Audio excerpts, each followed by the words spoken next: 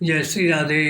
रामधारी गुप्ता खंड 1 प्रतिलेखन संख्या 49 गति 100 शब्द प्रति मिनट प्रारंभ करें। सभापति महोदय, जिस भावना से मैंने यह बिल पेश किया है उसके महत्व को सरकारी और विरोधी पक्ष दोनों ने एक मत से अनुभव किया है कि देश में बेकारी की समस्या एक भयंकर रूप धारण कर रही है और इसके कारण हमारे देश का विकास, चाहे वह सामाजिक हो, आर्थिक हो या सांस्कृतिक हो, रुका हुआ है। विराम। पिछले 55 वर्षों से इसी परिस्थिति का निर्माण होते हुए हम देख रहे हैं। पैरा।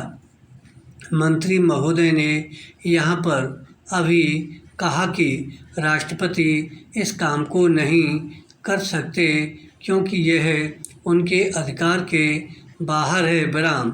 आप जब भी यह देखते हैं किसी राज्य में वहाँ की व्यवस्था, वहाँ का विकास ठीक नहीं हो रहा है तो उस राज्य में राष्ट्रपति का शासन लागू कर देते हैं। जब किसी राज्य में अराजकता फैल रही हो, विकास का काम समाप्त हो गया हो और वहाँ के नेता जिम्मेदारी से काम न करते हों तो वहाँ पर राज्यपाल का शासन लागू कर दिया जाता है। विराम। ऐसे अनेक उदाहरण हमारे देश में मौजूद हैं। विराम। इसी प्रकार हमारे राष्ट्रपति सबसे ऊंचे अधिकारी हैं और अगर देश में इस तरह की स्थिति काफ़ी समय तक चलती रही तो राष्ट्रपति को आपातकालीन स्थिति में इस देश की सुरक्षा के लिए, इस देश की प्रगति के लिए सारी जिम्मेदारी अपने हाथ में ले लेने का अधिकार है। विराम। पैरा।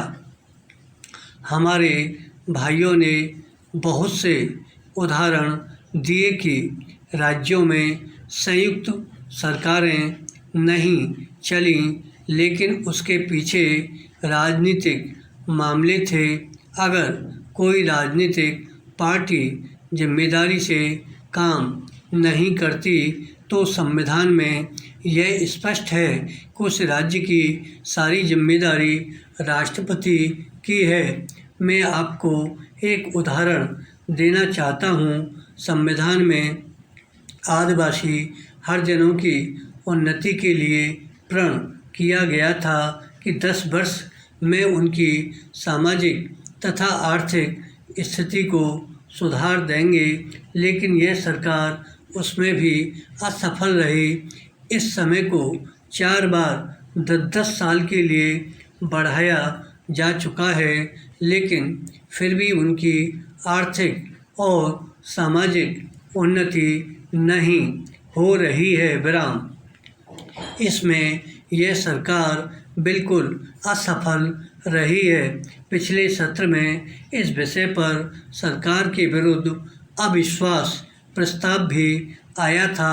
इसलिए मेरा कहना है कि भारत में इस समय जो बेकारी की समस्या है वह इस ढंग की समस्या है जिसके रहते सारे देश को उन्नत बनाने की व्यवस्था हम सोच रहे हैं। विराम। धन्यवाद।